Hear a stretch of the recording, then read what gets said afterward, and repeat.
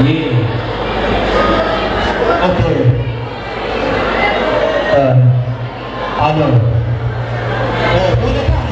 Watu wanataka kuona mpango hapa mbele vizuri muonekano usijifiche sana kiasili, wewe ni kiasili, usijifiche sana. Kaa hapo mbele watu wakuone unapoonesha mambo zako katika kula na kunywa. Wanaanza na kunywa. Tuseme nasema mpaka 3. Ile ya 3 tukasema 3 unaweka kitu mdomoni unamaliza mtani. Okay. 1 2 yes. 3